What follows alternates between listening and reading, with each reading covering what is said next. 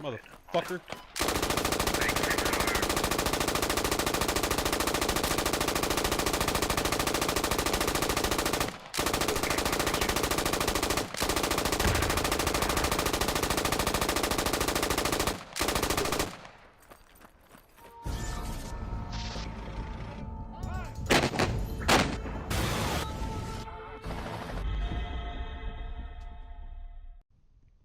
Now let's go over the automatic rifleman.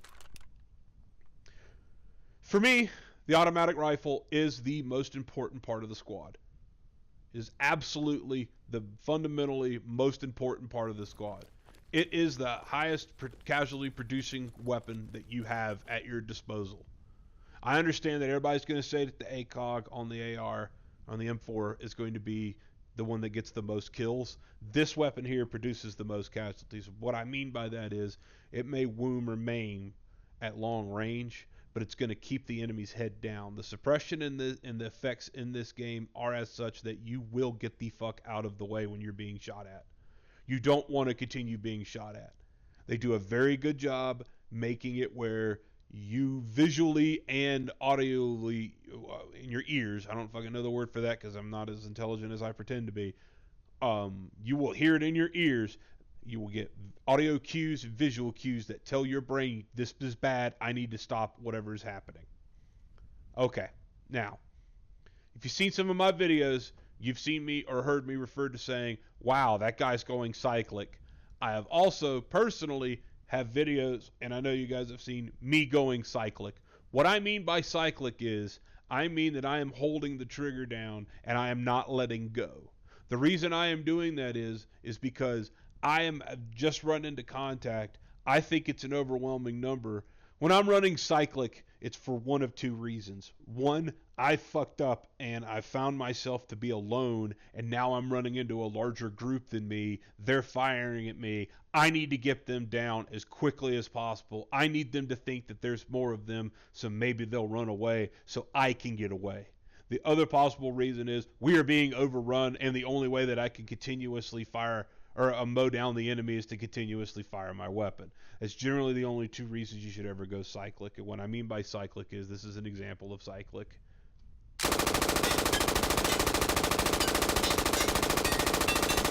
As you can see, I'm hitting the targets, but I'm not having very good control over it. I'm able to put rounds down range effectively, but obviously I'm not able to control it with accuracy or any modicum of precision. Also in real life, and I'm sure they're going to add overheating at some point, that barrel's going to be extremely hot, and the hotter it gets, the more inaccurate the weapon gets, and over time it'll start to break. You know, you will have problems and malfunctions with the weapon, and the weapon actually will become unsafe to fire and potentially will just stop firing, or you'll get a runaway gun in some weapon systems. So let me do a...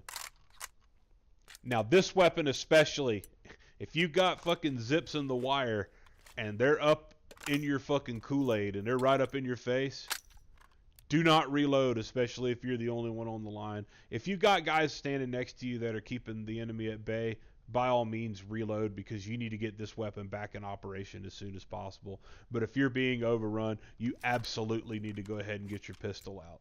The draw time on it is a little bit longer because he has to put the saw away. It is a video game. However, it is certainly a lot faster than going through the reload.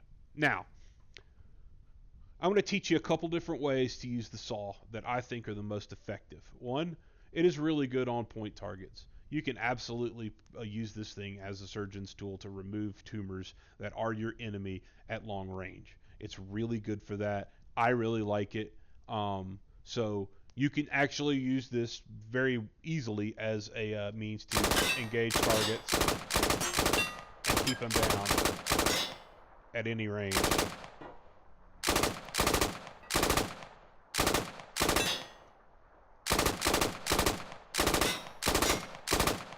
You can see I'm going slow. I'm able to control where my rounds are going. I'm able to try to control the breathing a little bit. I'm able to accurately put rounds downrange.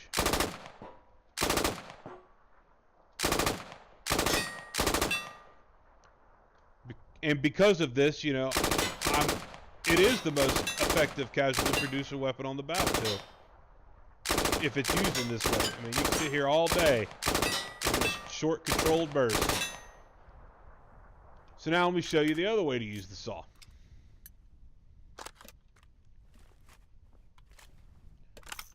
Now this method that I will demonstrate here is this method for using the saw. What you're going to want to do is just, you're going to kind of combine cyclic a little bit and combining your short controlled bursts.